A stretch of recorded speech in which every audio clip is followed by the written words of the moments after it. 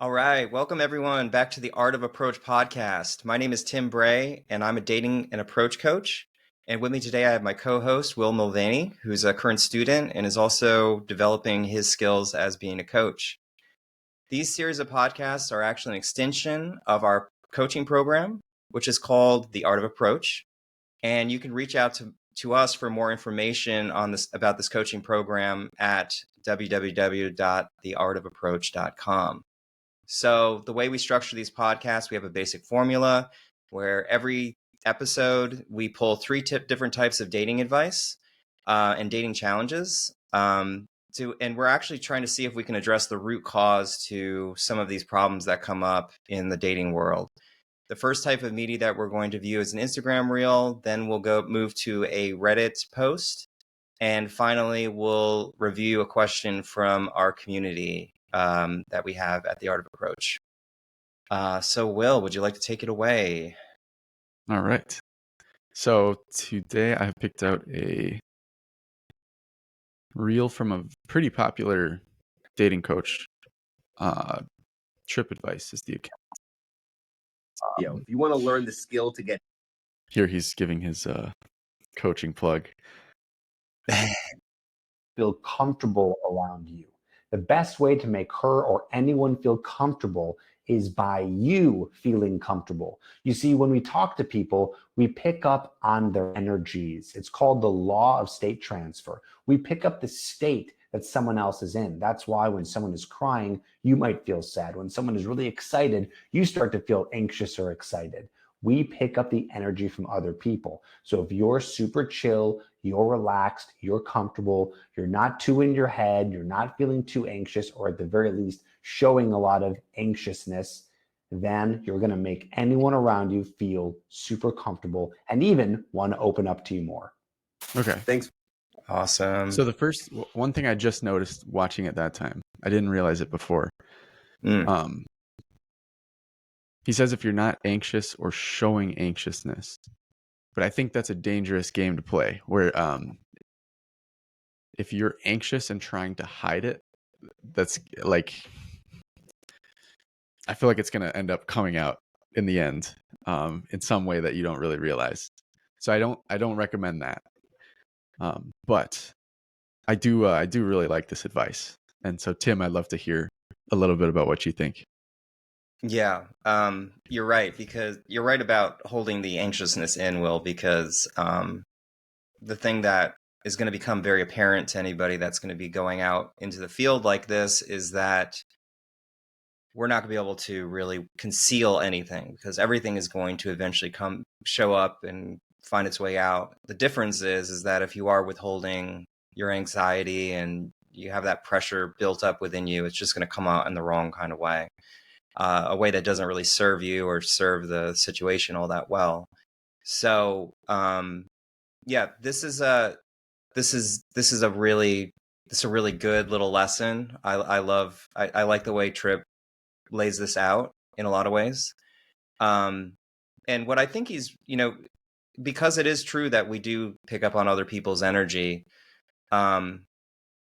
there is maybe kind of sometimes a feeling that we are helpless in that situation because the person's energy is making us feel a certain kind of way. What we teach in our course is we have a fun buzzword for it too called cause and the matter.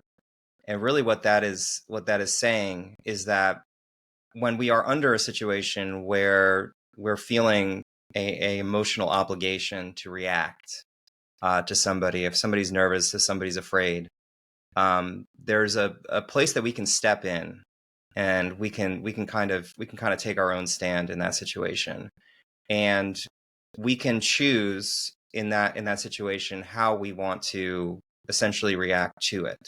So if we are feeling this rush of emotions from the other person, we can actually check in with ourselves, create an awareness, understand that situation for ourselves, and realize that we can actually address the matter from whatever place we want to address it from. So, for instance, there's the example of a mother and her baby, a new mother, like first baby she's ever had. She doesn't know how all the ins and outs of how to take care of a baby, and the baby's crying in the other room. It's making her feel very anxious and upset, and so she ends up, in the first scenario, going into the room with the baby with that same kind of heavy energy, that anxiety. And as she's trying to comfort the baby with her own anxiety, she's realizing the baby is getting more and more upset, which is kind of how that energy sort of feeds. The second scenario, though, which is where she's actually becoming cause of the matter, is where she actually decides to come into the room, not with feeding off of that anxious energy, but creating her own place where she actually is secure and confident and strong in herself, and comes in and takes care of the baby that way.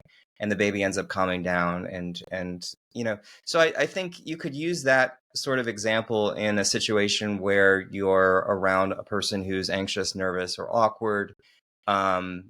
And it can only go so far, because you can't expect to go in there and actually change the way that they're feeling, but you can offer that confident, strong energy around them to give them the opportunity, or to invite them into a more comfortable type of place.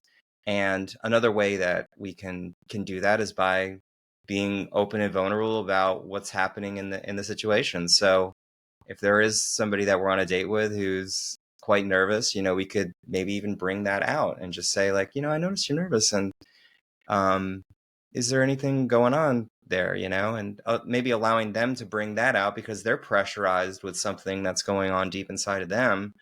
Maybe allowing them to release that pressure could be a way that you could bring a little bit more of a even energy field to your dates.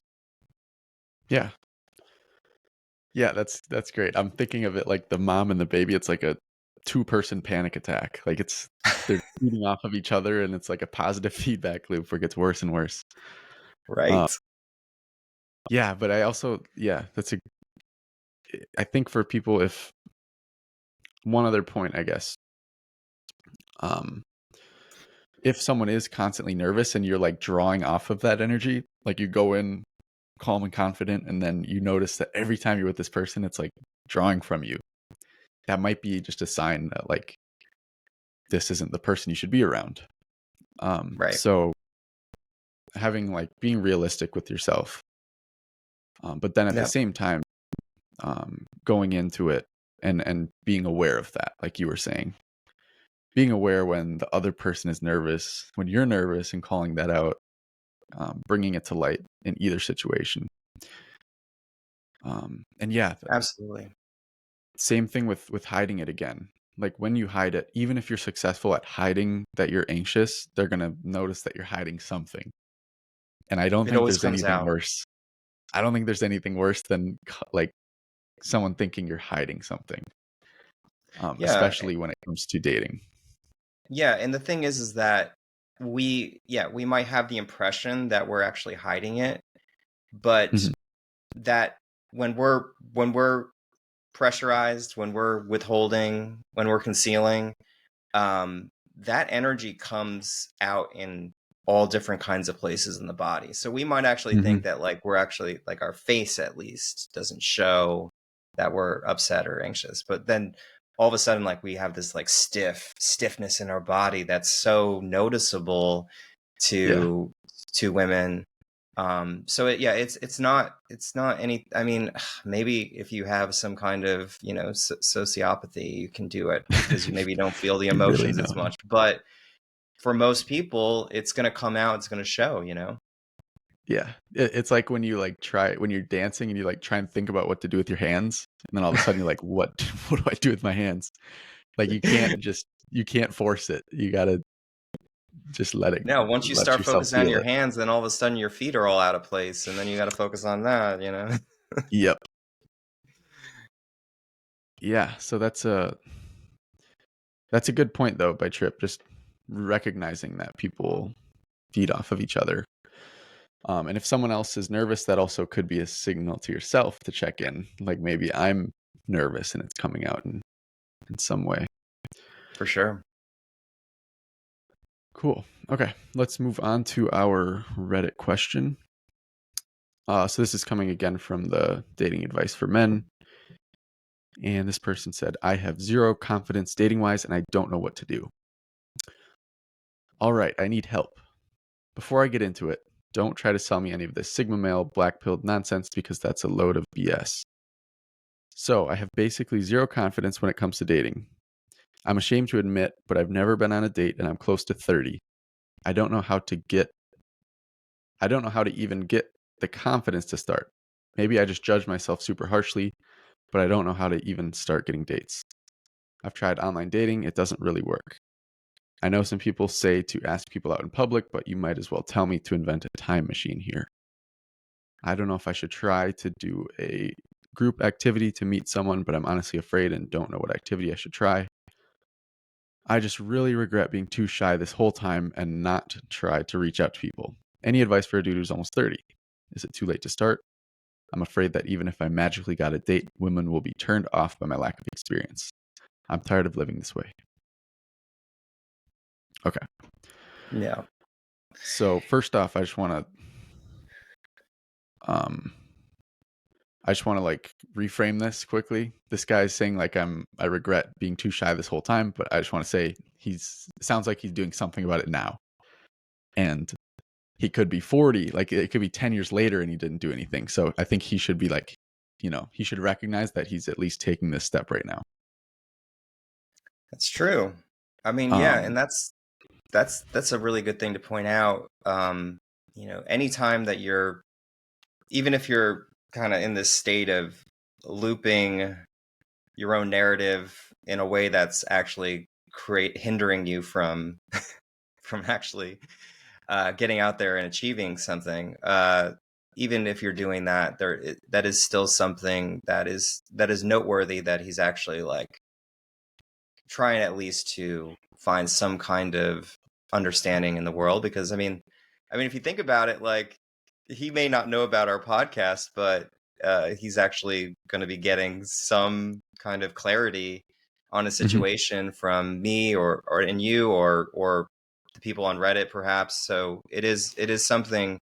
Even when folks try to sign up for the program and they hesitate and they don't want to do it, I still acknowledge them, because of just the mere fact that they're putting themselves out there to get help is such a huge first step. It's so big. So yeah, that's like you said, like it does seem like he has some weird narratives, and we'll dig into those. But yeah, just wanted to call out, good job for having the awareness to actually post this and to be thinking about getting into dating. Okay, so now we get to put his feet to the fire. Yes. Let's see where he's gone wrong. Okay, let's talk about this line here. I'll read it off again just so everyone remembers, and then let's hear what you have to say, Tim. So he says, I've tried online dating. It doesn't really work. I know some people say to ask people out in public, but you might as well tell me to invent a time machine here. Yeah. Well, so yeah. I mean, I kind of agree with him that dating apps don't really work. That's kind of at the core foundation of what we're trying to work on by giving people an alternative to, struggling with dating apps. But as far as I'm not quite too sure what he means by inventing a time machine, because going out and talking to women in public is perhaps maybe in his mind just assuming maybe it's outdated, archaic. I don't know. But it's, it certainly isn't. And it's scary. It's certainly something that's frightening to imagine doing. So, if you want to create a story about how people don't do it anymore, it certainly does keep you away from actually getting out there and doing it. So. Yeah, definitely. Yeah, and I mean, yeah, online dating can be can be tough.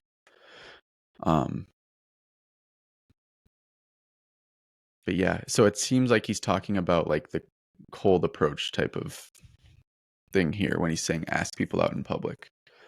Mm-hmm. And so then, and again, like, yeah, why do you need a time machine? Like, there's still people in public, and I don't. Yeah, this is a tough one because, like you talked about this before, it would be nice to actually have this person with us to talk through this, because it's like, why, what do you think is going to happen if you talk to someone in public? Like, is he assuming that they're just going to be like, no, I don't do that. It's 2023. I can't. Like, I don't know what he's really thinking here. But let's move on to the next line where he talks about doing. So he's like, maybe I should try a group activity, but he's afraid and doesn't know what activity.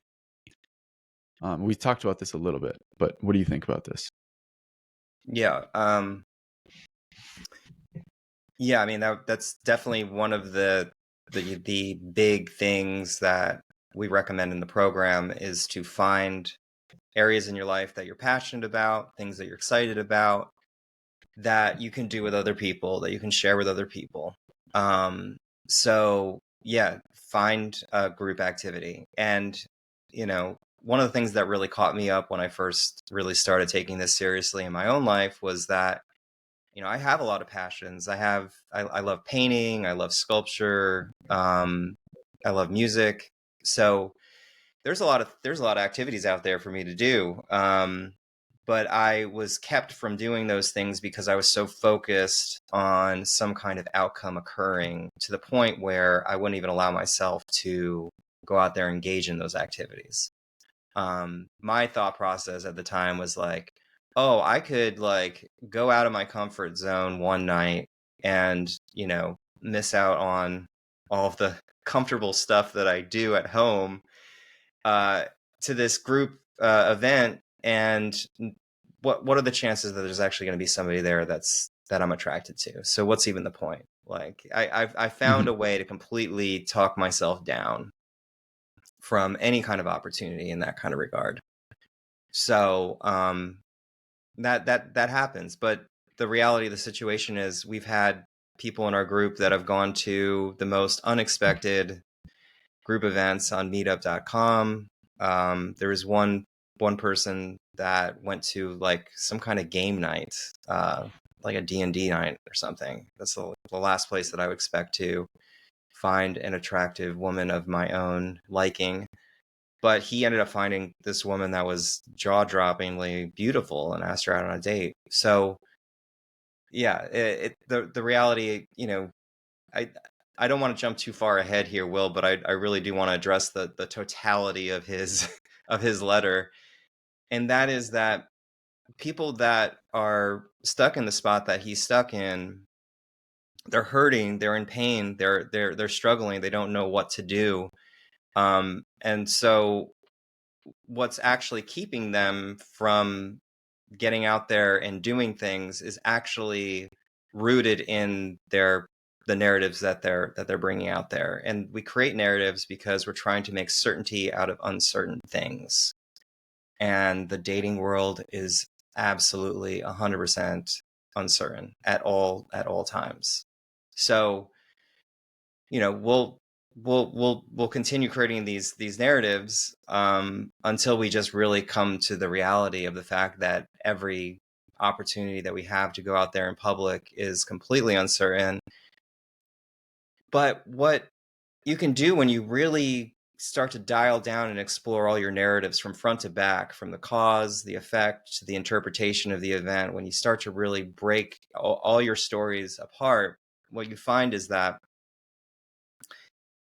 these ultimately a lot of these narratives are false, and because we're afraid to find out that they're false, we're having to continue them on. But if we submit to the fact that a lot of these narratives are false, we'll submit to the fact that dating is uncertain.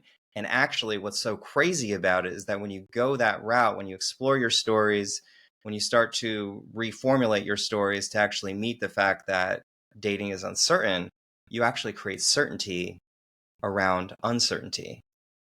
And being able to do that is so freeing, because it takes all the responsibility off of all the things that you think you're inadequate about, all the things that you don't think you measure up, or things you don't think you can do. And it puts it upon this almost kind of like it could happen or it couldn't happen kind of chances, odds. Right. So it's so amazing that something we're so afraid of can actually provide us so much freedom if we actually submit to the fact that we don't know. Like, I could go out to the grocery store and do some grocery shopping, bump into my soulmate, or whatever you want to call it, an amazing woman that really gets along with me. That could happen. Okay. And when you realize that is the reality, that uncertainty is the reality, you realize that the only thing that you need to do is continue to put yourself in the face of uncertainty, because eventually it turns into a numbers game at that point. Eventually you will bump into somebody. Yeah, that just like clicked for me for the first time.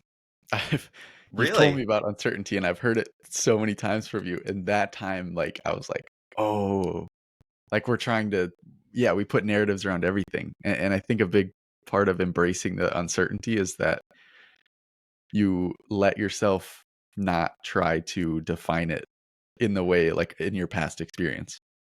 And that's just like freeing. It's like now you don't have to worry about that. You don't have to try to know what's going to happen. You're not predicting ahead. You're just going in and being like, what? It might work, it might not. Yeah. I don't know. And I was mentioning I've been listening to a lot of Peter Crone in his podcast where he's interviewed by a number of people. He's a fantastic guy. I love his stuff. I'm so inspired by him. One of the other things that I picked up about how he talks about, because he is considered a mind architect, and so his whole focus is on breaking apart these narratives and showing people how they can embrace uncertainty. And one of the things that I really picked up on is how in these stories we have a collection of our past history that is convincing us, giving us evidence that this particular narrative is true. Okay. And this evidence, it's so visceral and it's so real to us. Like, last week I went on 5 dates and nobody showed up to any of them. And that experience is visceral and it really hits you. It really makes you feel like that's going to happen next week, you know? But what I love that what I was listening to in one of the podcasts that Peter Crone was on is how he talks about how we never really make room or empathize with our history. So, for instance, like, he was interviewing Aubrey Marcus in this one podcast, and Aubrey was talking about his fear of letting people down. And so Peter Crone brought him back to this instance in his childhood where he was on the basketball team, and basketball was Aubrey's like big, like that was his world. And he was a really good player. And he didn't, for some reason, he didn't have a good relationship with the coach. And the coach took him out at the end of the game when their team was only ahead by like 1 point. And Aubrey submitted to that. And he has forever felt like he should have stood up to the coach for taking him out of the game, because what ended up happening is the other team ended up scoring and they ended up winning the game. So he's carried around this burden of shame that he didn't actually stand up. And what Peter Crone did so elegantly was he pointed out how it was probably really shitty of the coach to take him out. We can accept that as well. But the reality of the situation is that, as Peter Crone says, life presents us with people and circumstances to reveal how unfree we are. And when we think about it in terms of that sounds like a rough order that we have to live with to begin continue to be seeing how we're actually really not free.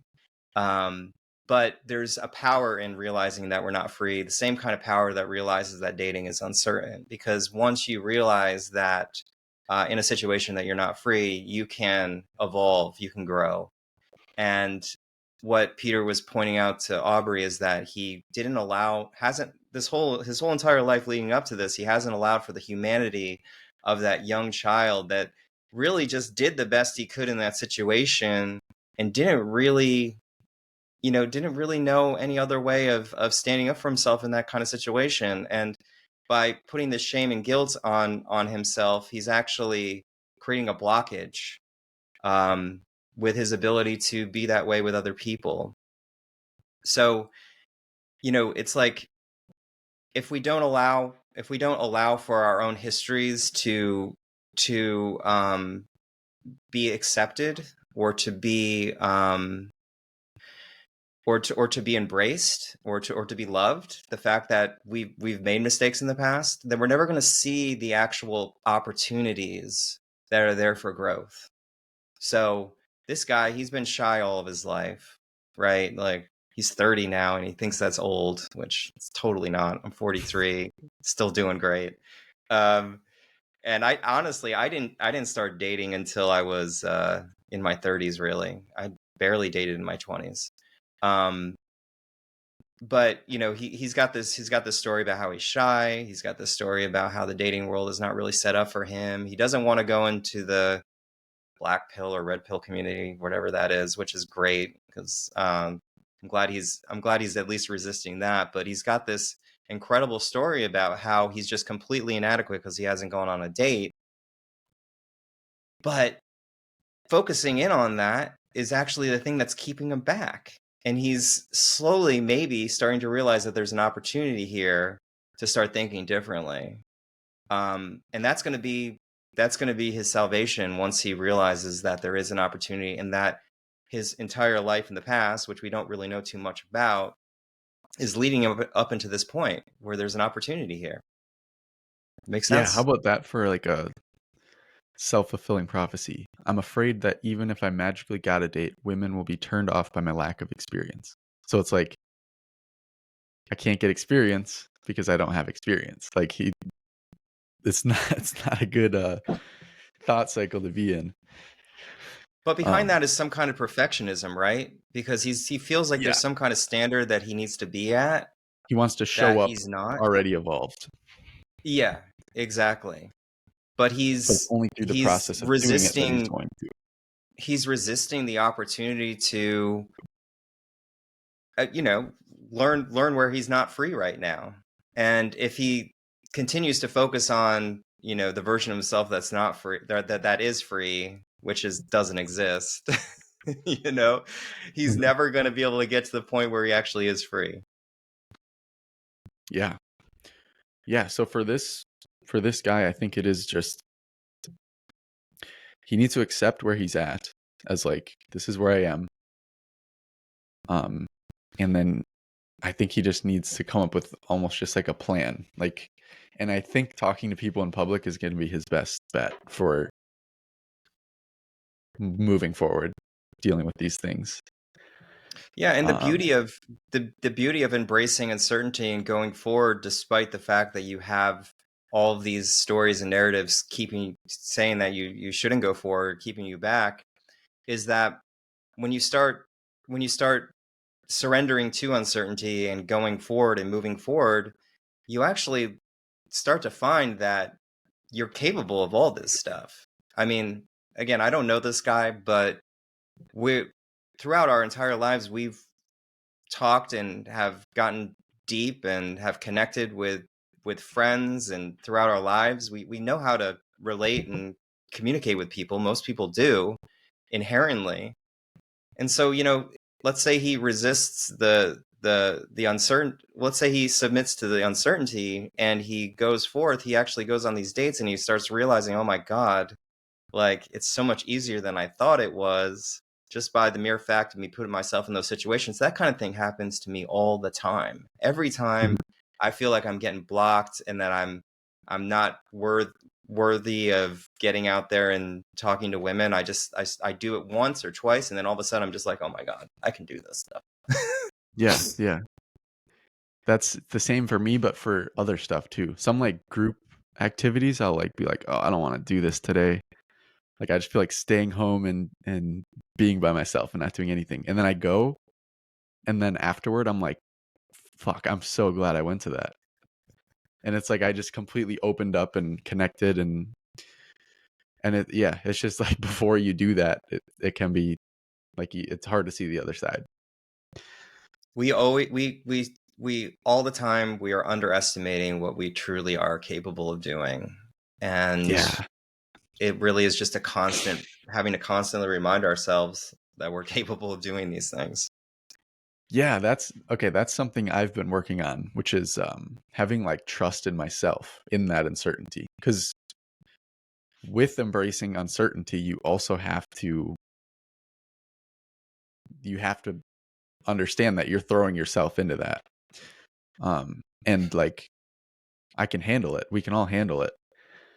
But for me, it's always been like I need to be ready for whatever comes. I need to be prepared. So a big piece of that is accepting that I don't know what's going to come, and that I can handle it. Yeah, that's evidence of your perfectionism there, feeling like you have to be prepared. Mm-hmm. Yeah. So this guy, I think he's on the right step. Like you said, he's 30. Like everyone's journey starts when it starts. There's no right time. He's starting now, which is good. And yeah, I think he just needs to keep trying. Like try talking to people in public, try these group activities, and work on letting go of this idea that you need to be perfect from the get-go. Like accept that the first couple dates might be awkward, they might not go well, but he's going to learn a ton from it. Absolutely. Okay. That was a good one. I liked that was a great one. I like going through that. We've seen people like that in the meetup groups. And it's good to know that people are still like willing to try after like going their whole life without dating, and then they're like, okay, I need to do something about this. Absolutely. It's great to see. Okay. So we have a question from the community. This comes from Avi.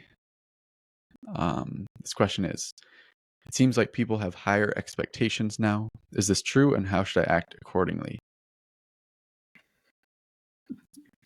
And these expectations, I'm guessing, are in the dating context. Yeah. What? I wish that the next time you get some questions from him, let's make sure he expands a little bit, because that's that's a tough one. Yeah. So we talked a little bit about this last time. We talked about like how dating apps are kind of skewing like which guys are dating which girls, and like how it's balancing. I mean, basically, you were talking about this, but I've heard this before, that like because on dating apps, it's like there's so much easy access that it's like the top whatever percentage of guys, a small percentage of guys are dating a large percentage of the women on dating apps. And so that could be skewing, what women are looking for, because they are mostly swiping on the most attractive guys. But I still think this could be a narrative that is also absolutely 100% is, without a doubt, not going to be helpful. Without a doubt, it is 100% a narrative. And yeah, it's not helpful. There's just, where are you getting this data from? That women have high standards. I mean, and also, why is having women having high standards the thing that's limiting you from going up and talking to them too, right? Right. Is it, and really, I guess that this calls the question in Avi's mind, like, why are you not a high standard? What are you not what self-held reservations are you holding on to that are keeping you from being your fully attractive self? Right. And there's something attractive about a woman wanting like a lot out of you. Like you don't want someone who's just like, oh, I'll take like who has low standards and then you're just like way above her standards. I don't think you want that. That's no better. I think you want No. someone who's going to ask a lot of you and want you to be the best person you can. Right. Yeah, you're looking, for, everybody has their own definitions of what is a powerful partner or a inspiring relationship. And at least for me, it's one where, I don't feel comfortable or 100% comfortable that I'm going to always have access to this person no matter what. Because if I feel that comfort, then I might be tempted to indulge in that comfort and,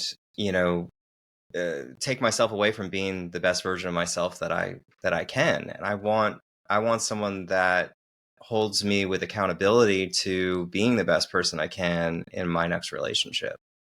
I want to Right. have someone that, knows, or, we're both on that same kind of level where we're both holding each other accountable, to being the best versions of ourselves. That's an exciting relationship. And again, I think we might have talked about this in a previous episode about the idea of the chase and about how people have this desire to be chased. And I think that, and also people are tempted to chase. And I think a lot of that just really comes around to the fact that we want something that is not necessarily better than us, but somebody that is right at that tipping point of like, they can go out tomorrow and find an amazing dude, if they wanted to, but because I'm showing up as my best self, like I'm hitting all the marks, but if I start losing some, if I start missing some of those marks, then they could go and do that. Like that is exciting to me. That inspires me that I could be with somebody that has that kind of leverage. Yeah. Then you're really earning it. There's something good about that. Yeah. So that's a good point. That it's not a bad thing at all for women to have high standards. I would be going after the women that have high standards. Those are my those are my group, my demographic. But again, it's a matter of balance there though. It's how high are these standards? Like, are these standards to the place where, they're focusing on their own pre-existing reservations of things that they want in the world that are, not allowing me to connect to them? Do they desire being flown around the world by some Saudi prince, and taking on all? I mean, if that's what they want, that's cool, but it keeps them from actually noticing the attraction that they have towards me. So yeah, the high standards it's not necessarily high standards, but it's the standards to the level that allow you to have that sort of inspiring connection with somebody, I would say. Yeah. Yeah, good. All right. What do you have anything for us today, Tim? Anything going on? Any student stories? Anything?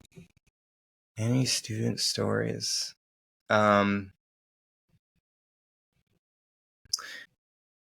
at the moment. I've been heads down in course material.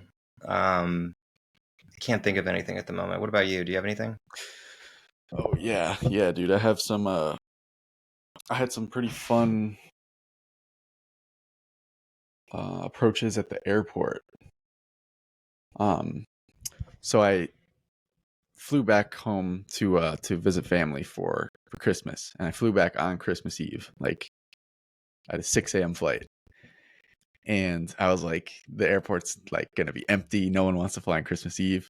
I get there and it's like packed. Like, the TSA line is so long. Like, I was gonna check my bag, and then I was like, I don't know if I have time to wait in this line and then go wait in the TSA.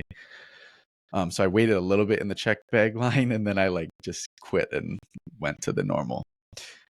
Anyways, I end up behind this girl in the TSA line, and I couldn't really get a good, like, I didn't see her very well.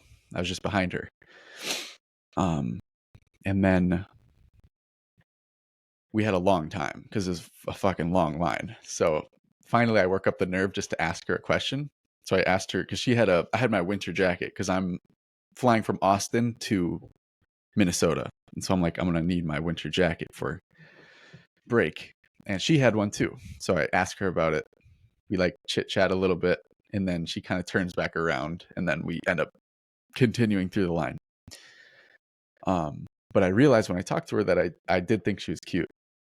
And this is at like 4 a.m., remember? So whatever that means. But we end up getting all the way through the line. And as we get to the end, I'm like, okay, I got to say something. I got to like ask her out, or I got to tell her that I thought she was cute, whatever. And I keep putting it off. So like, we're going up to like where the dogs are, the drug dogs. And I'm like, okay, I'll ask her when we get to there. And then we get to there and we're not like walking together. So then I'm like, okay, I'll ask her when we get past that.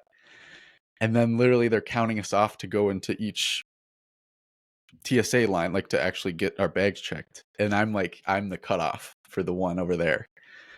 And so then I'm just like bummed. I'm like, God, I missed it. Why did I not just say something earlier? I kept putting it off. So I get through TSA. And as I'm going by, I see like she's still waiting. And so at that point, I'm like, okay, I could go to my gate. Or I realize I have like 20 minutes to kill. So I'm like, all right, I'll just wait for her. And so I waited, and yeah, I told her what I wanted to say. What did you tell her? I told her that I had meant to say this, but I thought you were cute. And then I like asked her out, and she had a boyfriend. And so it made sense. But yeah, I was so pumped that I like made that happen. Yeah, what was the feeling after you did that? It was just like accomplishment, like doing what I wanted to do. Cause like, I don't know why, but when I'm like flying here, it feels like a break, like a life break. And I'm like, I need to start this next period good. And same thing with like the new year coming up. Like, I want to start off on the right foot. And so when I had that moment of like where we got split up and I was like, oh, I missed my chance. And I was like, it felt like that was going to carry over. So I was very glad that I had that second chance and that I like took the opportunity.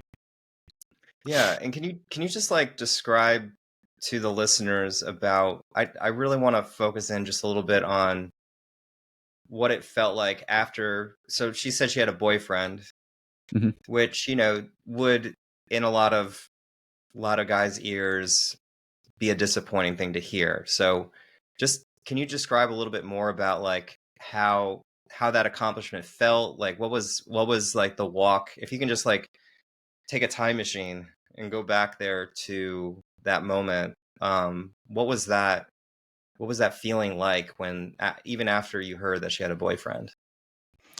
Yeah, I mean, there have been times where I like take that as rejection and I'm like cool off because of that, but this time I was just happy to have done it.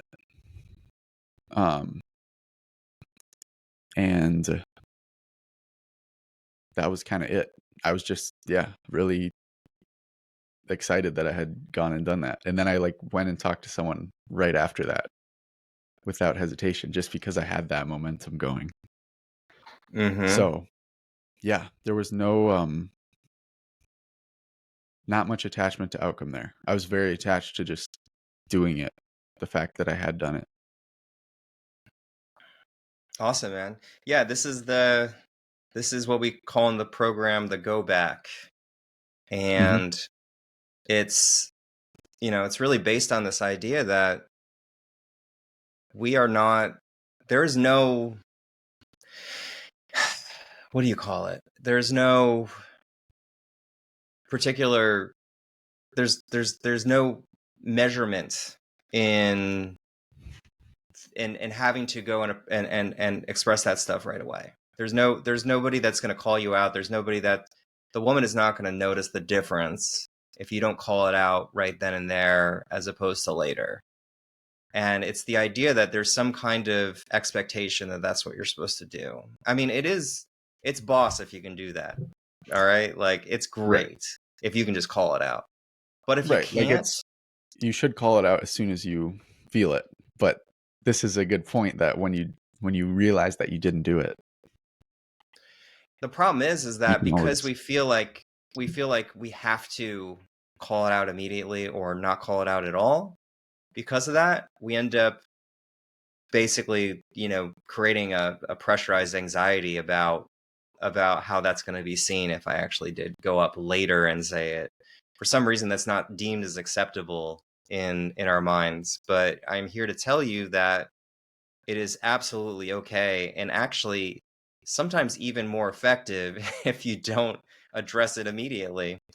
Because what you can do is you can go back to the situation, you can tell them, I really was afraid I was going to miss my chance to tell you this, and I froze up back there.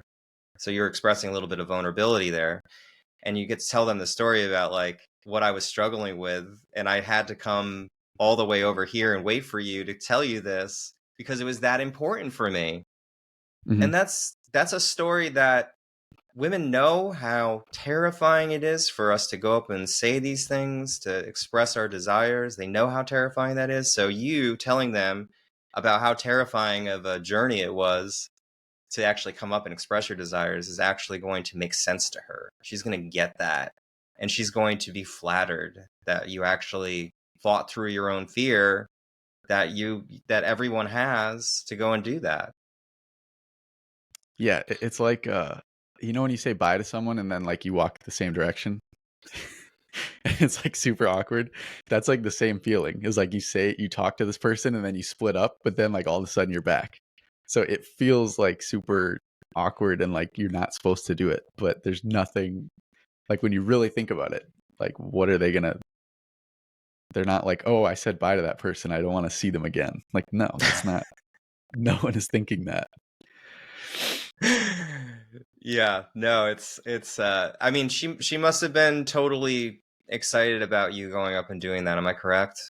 Yeah, it was totally like she was not even surprised when I like was waiting for her. She was like, "Oh, we made it," because we were like both like, "Oh, are we gonna make it to our flights?" They were at the same time, so she just came out and saw me, and I walked up to her, and she was like, "Nice, we made it." So it wasn't like weird at all. Right. And most of the times it's not. I remember I was out with one of our clients at the Domain in Austin, and I saw a girl in the restaurant there who was just jaw-dropping. And we were just leaving, and I turned over to him, and I was like, yeah, I'm going to have to go and talk to her. I did not want to in the slightest. And so I go in, and she's, I don't like the idea of hitting on waitresses because they're trying to do their job. You know what I mean? But so I tried to go in there, and I tried to be as quick as possible about it. And so as she was coming back with the bunch of dirty plates, I was just like, hey, I saw you as I was walking by, and I just had to tell you that you're just so beautiful. And I recognized that. I had to come and tell you that. And she was delighted, she was beaming. And then I walked out, and I came up to my student, and and he was like, well, did you invite her onto a date, or? And I was like, no, I I just told her my compliment. He's like, well, did you want to? And I was like, fuck yeah, I did. And he's like, well, you need to go back again. So I think I went back like a total of 3 times to do this. And I remember how challenging it was, because my plan was, because she was working and I didn't want to have to go through the process of pulling out the phone and like, checking the phones and whatnot. I felt like it might be an even like more expedient route to just give her my number on a piece of paper, give her the option to call me if she wants to. And I remember I couldn't find a piece of paper or pen. Found one place that had a piece of paper, no pen. Had to go to another place to get a pen to actually write down this number, and then go back and give it to her. And I remember having just like, when I came back with a number, I was looking around in this huge restaurant and I couldn't find her anywhere. I was just standing there, and people were asking me like, can we help you? Do you want to get seated? I was like, no, I'm just waiting for a friend. Felt so uncomfortable. And then I found her, and she was working behind a glass wall, and I had to go up to the glass wall and like wave, and then she came out, and then I gave her the number. Oh, so incredibly awkward, dude.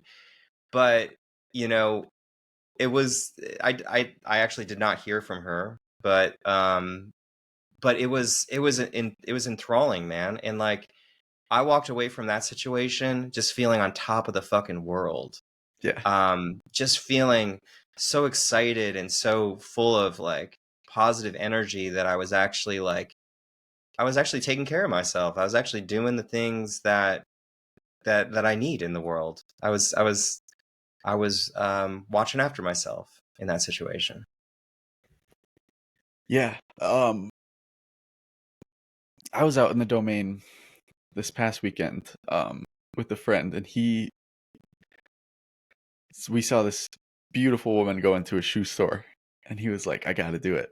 And so he went in there, and she was like looking at shoes. It was so funny because I could see him from outside, and there was like employees around her and like someone else looking at shoes, and he was just behind, and I could tell he was like getting ready to talk to her, but he like was waiting for his time, and he's like fretting, and he's like, God, she's so hot, and like he was so nervous, and then he did it, and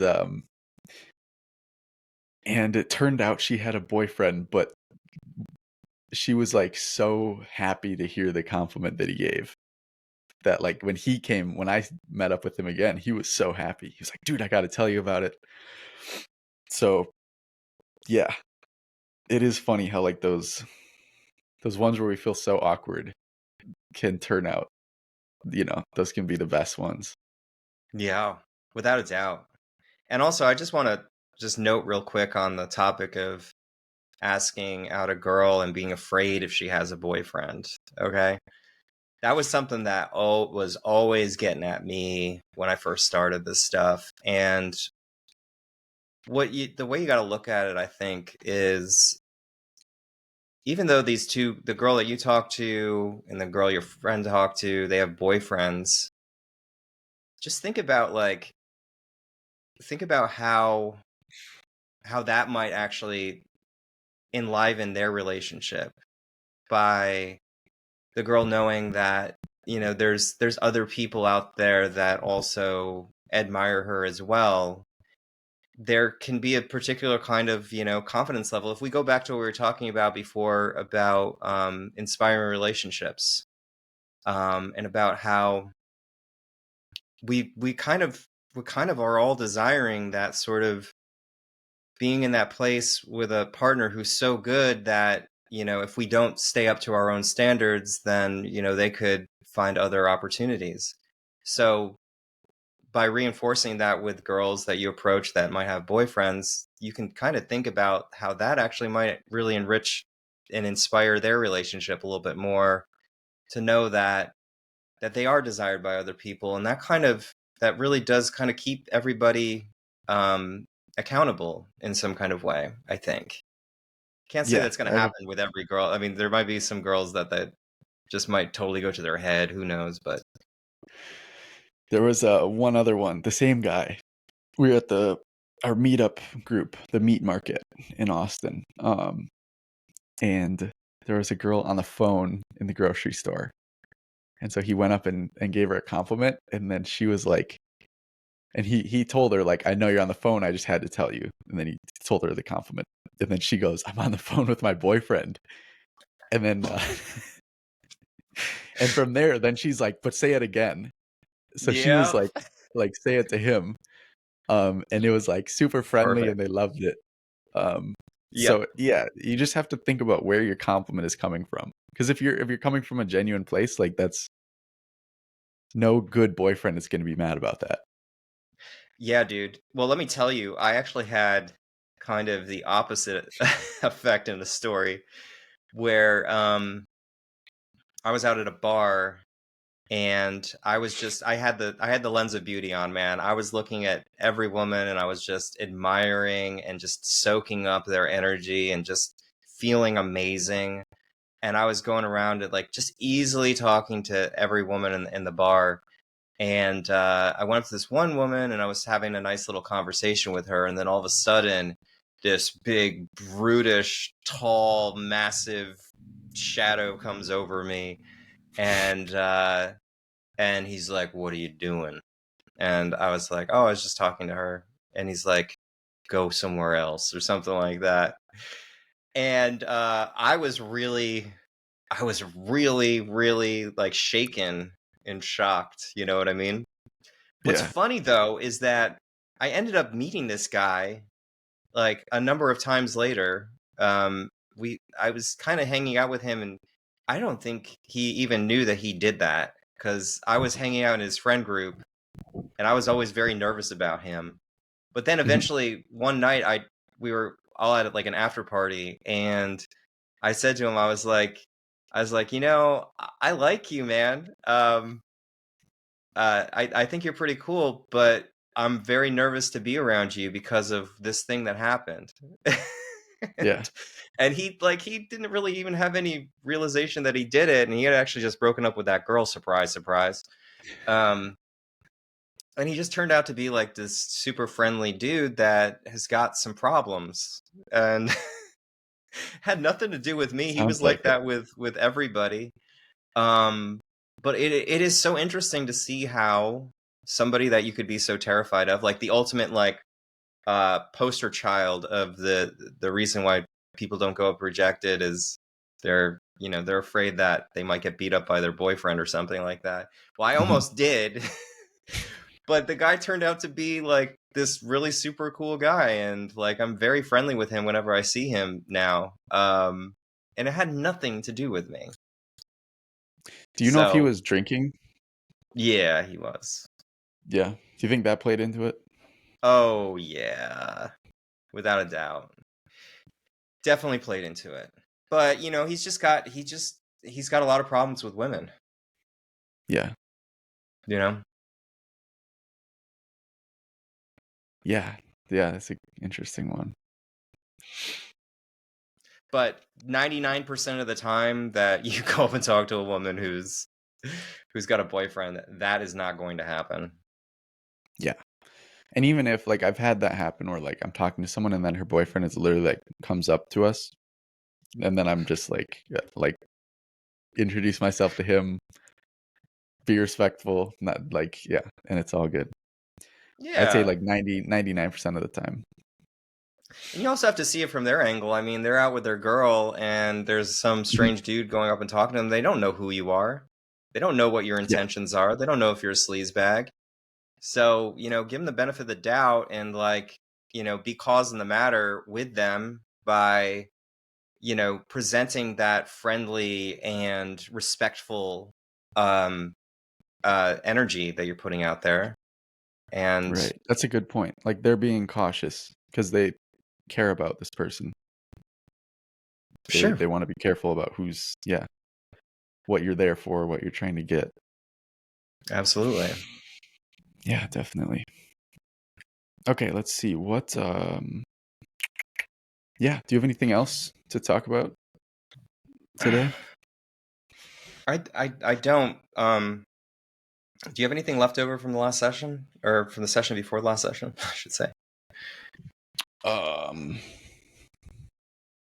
don't think so. Okay. Cool. Well, we will end it here, folks. Thank you all for joining us. You can find out more information about our coaching group at www.theartofapproach.com.